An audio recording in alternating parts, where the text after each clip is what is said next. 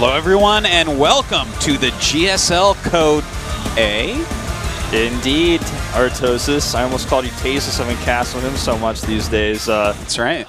It's time, and it's been a while since you've been commentating Code A. Yes, it's been quite some time. I think maybe you were like sick once last year or something, but here I am, going to be casting a lot of Code A this time around, and I'm going to be casting with you. Yeah. It's going to be a lot of fun. It is going to be fun indeed.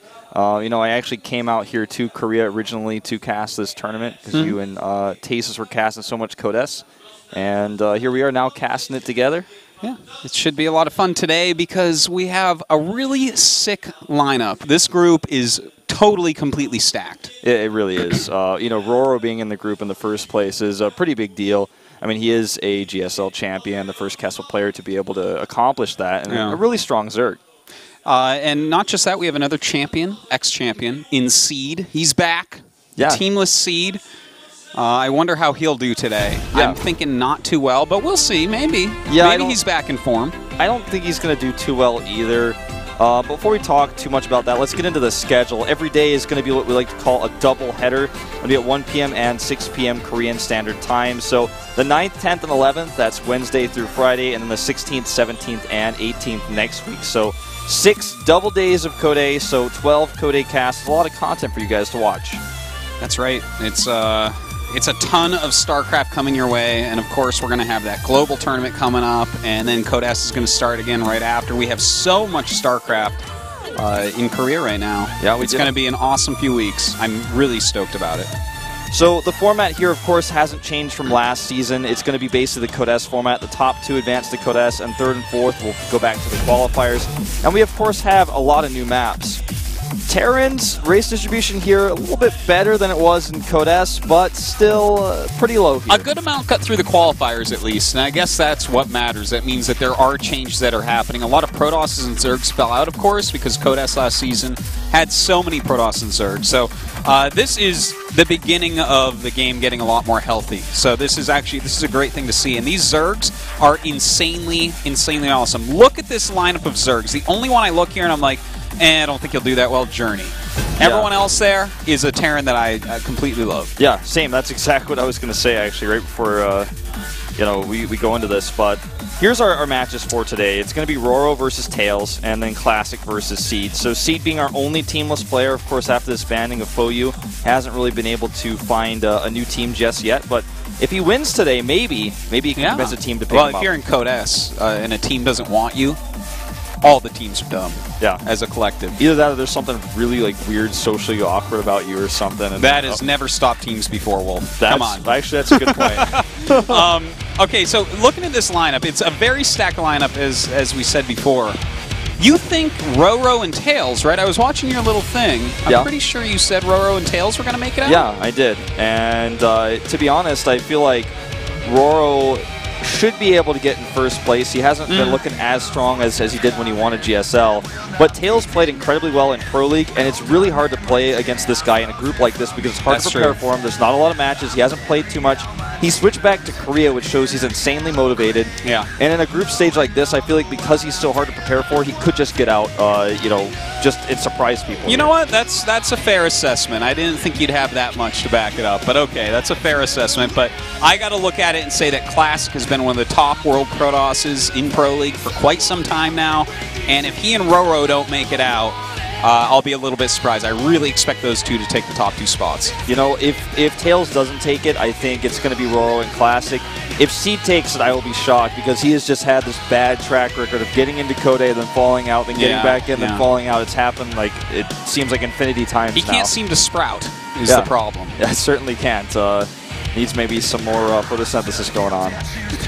Yes, indeed. He needs some soil and sunlight and a little bit of water. And maybe one day he'll get back into Code S. You know, he was one of my favorite players to watch for a long time. I'm glad that he's here and I get to cast him today. I feel like this is going to be it, you know? We have to see if he can get through Code B again. By the way, that's one thing I have to say. Code A is, like, it's always been ridiculous and unforgiving, but, like, 2 people go to Code S and 2 people go to Code B. You joking me? That's so crazy. Yeah, it's insanely tough. I mean, at least now you don't fall potentially based on one opponent and one best of 3, but It's just a very different format. It's, I think, the best format, though, that we have for StarCraft 2 with the group stage with 4 people, but it's still it's super unforgiving. There's no loser's bracket or anything like that. It's just you're in or you're out. Yeah, yeah. And you know what's really funny is this last set of Code B qualifiers, if you look at who qualified, it's like, well, I guess we've really figured out the best players in the world because they continually get in. Yeah. Like, the lineup was just so stacked, I would watch a tournament with them and call it Code S. Well, we're going to call this one Code A for now. 2 of these players are going to Code S. Let's start things off with RorO up against Tails here at the GSL Code A.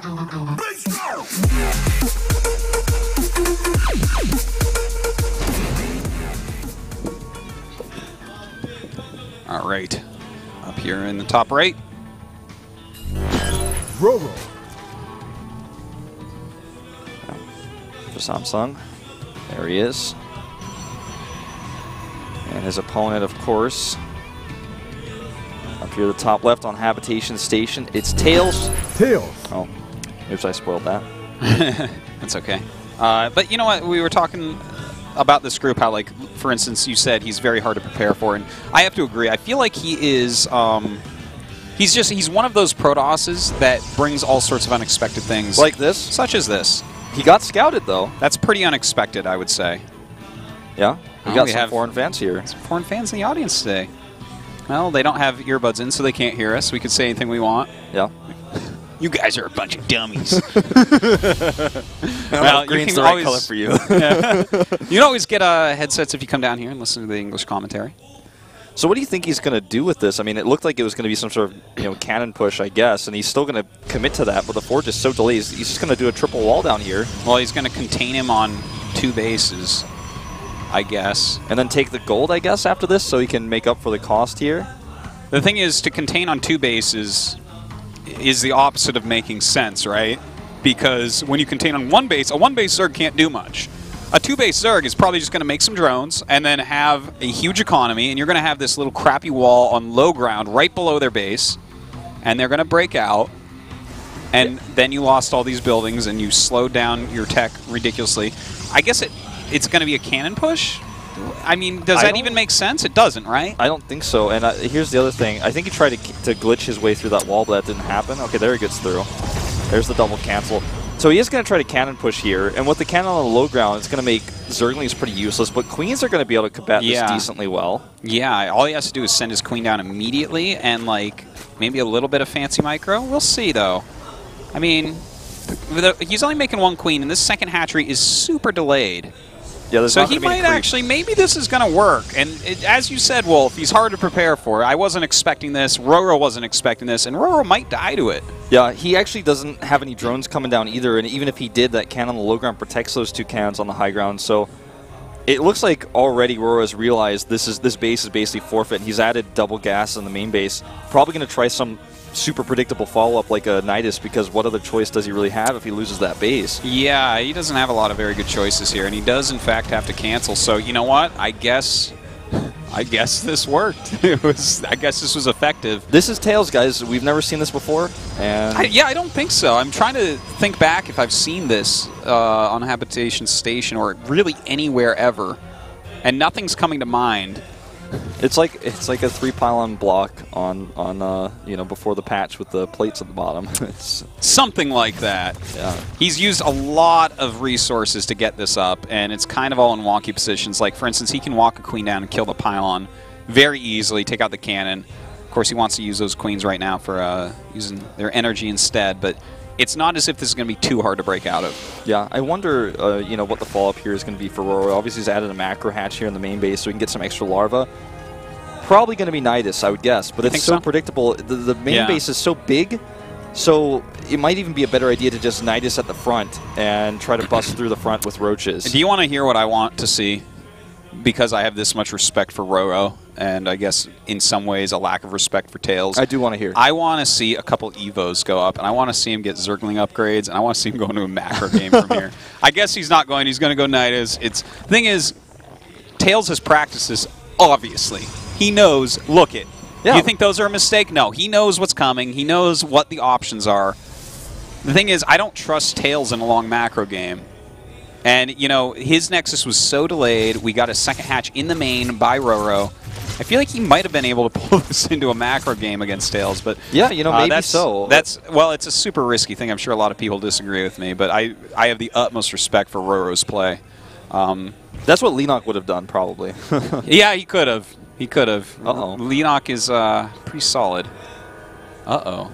Well, RorO's like, this is the strat, right? I make it look like I'm going to do one thing, and then I kick out my cord. It's so sick.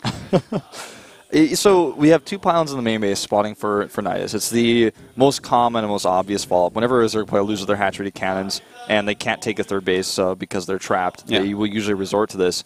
But he does have an Overlord. He could try to make a Nidus outside the main base. And right now, Tails doesn't have any cannons set up there. And he's just now starting Warp Gate research. His Cyber Core just finished. I don't think he has a Mothership Core either. So maybe the best chance here is to attack at the front. It might be. If you try to go into the main base and they see it, it's over. Yeah. That's it. Because they can get their probes there, they can surround it, they can just watch for that the rest of the time and build extra cannons at the front, because you literally can't force a Nidus in if they're actually on top of there's no way, and you just spend way too much resources if you try. And you end up losing in that situation. So I think the Nidus at the front is the right choice, as you say. Yeah, I mean, I don't really think what else he could do. I mean, he has to... Well, he hasn't made a Roachhorn yet, right? No, so that's what I'm really confused about. And he hasn't gotten Zergling speed. Like, he actually could throw down a Baneling Nest and go slowling Baneling. That's possible. I feel like that could actually potentially work. The Roachhorn at this point is a little bit slow, right? Because that Nidus Swarm is just about to finish. He has the macro hatch complete, so he's starting to build some larvae there. He hasn't made like a bunch of extra queens or anything really to help like queen push his way in. So which you sometimes want with the roaches, especially since they're mineral based instead of gas based. I'm really curious to see what he's going to do here. It might just be a delayed Roachhorn, but again, that seems like the timing is a bit too slow for that. But he hasn't made any Zerglings yet either, so definitely a weird position for him right now. And I think he's maybe just not as used to playing like this because he's usually pretty good at stopping cannon rushes.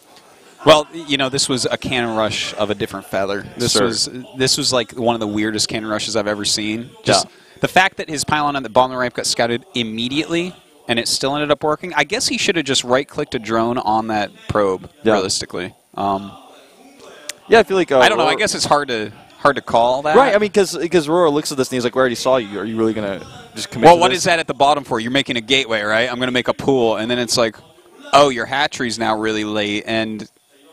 I don't know. That was so weird. It was really cool because notice also he made his pylon first at his natural, and then he made his second pylon. So he just went pylon, and then made a forge. So it was like so slow too. And that slowness is kind of tricky in itself because he's probably like, all right, this is too slow for a gateway. And if you have a forge at home, the cannons are still going to be pretty slow. You're trying to push up here. You don't have a wall. I can just send drones down and kill them if that's the case. So it's just a very Tailsy. He's done stuff like this in the GSTL all the time. Oh God, yes. He is like one of the biggest snipers of all time. What was that? Like the Warp Prism 5-gate or something that I remember from way back. It was just like. Was it him who also like beaten ST with the DTs? With the DTs in the main base. I think once he dropped a probe in somebody's base and like warped in 5 cannons with a Warp Prism. Like sounds about right. He's done stuff like that. He is a dangerous player. All right. Looks like we're back in the game. So, okay, there's a Hydralisk den actually going up here. Okay. Okay, well now he's... You know what?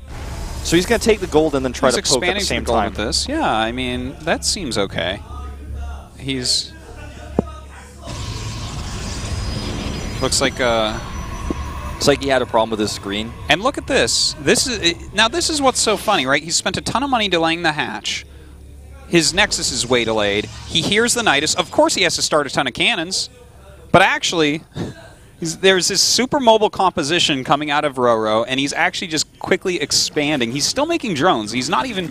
Like, he might go up in pressure just because Hydras have such range. He can knock off pieces of the wall. Yeah. But, I mean, this is... He actually is, in a certain way, going into a macro game here. Yeah, I like this. I really like it, especially because he immediately made the second hatch in his main. So it's not like... He didn't make a decent amount of drones. It's not like he's not going to instantly get that completely full on saturation. And now look at all this money that Tails has spent. I actually want to go over this replay and just count up everything as far as costs, because I feel like this is just completely fine for RorO. Yeah, I mean, worker-wise, he's still down, but with all the larvae he has, that can change real quick. He's going to be able to kill those pylons and eliminate the cannons pretty soon here too, and also make a hatchery at the natural to get 3 base. Looks like he's breaking out right now. Oh, that is so handsome. Look at how quickly he just gets that completely droned up. Now the Phoenixes see this, so unfortunately for Tails, I can only be starting to realize, oh god, I need a robotics pretty soon here, probably. Yeah. Well, what do you do from here? Do you try to hit some sort of gateway timing attack? The creep spread is already looking pretty good. You know, he's getting that Hydralis range. He already has circling speed. Okay, so gets that Overseer, adds 4 gates, is going to kill this one. Well, I guess he's going to go with the gateway variation, which is still pretty strong because there's not a lot of Hydras out yet. The thing is, I think there's going to be enough that this isn't going to be that much of an issue, right? There's 5 sentries. Let's describe the goodness of Tails' army. 5 sentries, random gateway units. The thing is, Hydra Ling just smashes gateway units, so it's going to be up to the sentries largely. He doesn't have a lot of Hydras out just yet, though. You know, he only has 8. He's making them now. He needs, like, just a few more seconds. He's way behind on drones as well, so if Tails can keep up pressure and not lose his entire army, he's going to be very happy with that situation, just because it's going to be hard for RorO to do much. Yes, he has that gold base, which is definitely helping, but he is, like, 10 workers down right now. Yeah. And with back at home, the 4 gases up for Tails, he can make mostly stalkers here and sentries. You know, he can really commit to that. He's not really going to be limited by that gas like he would be on just 2 gases. He's going to be able to get this vision and kill this spine crawl. Looks like there's the cancel. Force fields are everything here, but he still needs more time, I'd say. RorO does. He only has 12 Hydras. He's trying to group them together now. Yeah, it looks like he's going to hit right before RorO really has anything here. You know what? His Queen's actually tanking quite a bit of damage, but I don't think that's going to be enough. Some very good force fields coming out, like perfect force fields, basically. Yeah. Drones even having to be pulled, and RorO knows he's in quite a bit of trouble. Yeah, he certainly is. With the next round of warp ends, this might actually end the game. Way too many drones going down here. In fact, Tails could almost walk home at this point and still be ahead. And here come those rest of the Stalkers. That's going to be game. You know what? It looks like this ended up working out for Tails. But I feel like if RorO got to play against that one more time, like maybe he'd lose one more game to it, but I feel like he was... Like, I liked the path that he tried. I liked the ideas that were coming out of him. It was a really weird, hard-to-play against scenario, but...